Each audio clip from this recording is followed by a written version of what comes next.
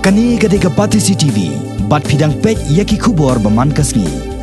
Hennen kasngi ke election campaign committee jong kaseng Bharatiya Janata Party Meghalaya State Union. Hak ji kendo bat kinong patai kubor ke jilla. Hak office rekam jongka kalapan bena bakane kan hon yalap election jong ke BJP hakani ke jilla. Kana long ke balakre ban net chaupai ba ban pan ke jingkersha na ke benta kane kaseng hakani ke election MLA ke ban salong hadin kendet teo nang ni syahmat. Hak bakran hakinong pathai kubor kinong ilam jong election campaign committee jong kaseng BJP hakani ke jilla. Hapo ke jing ilam jong basan borsilai bar uba Alexander L. Heng. Kini kinong ilam kila puturo ya kaseng BJP hakani ke jilla. Bahadin ke election ya ke sarkar hakani ke jilla on sayalam khaman na kaseng BJP. Watla hadin ke jingkeli na kinong pathai kubor baki babon ki pajba ke syam ya kaseng BJP kom kaseng sanhima ke bapersha ikirungai Kristan bad ikijaj ben reuret pan.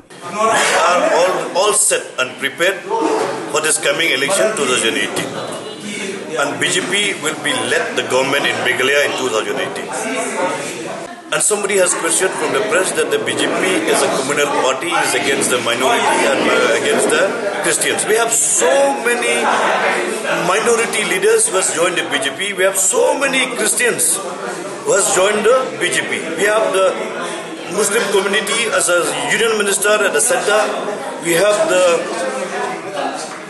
Christian ministers at the center who is from the Christian community, and many Christians and many Muslims also have joined the BJP for many years back.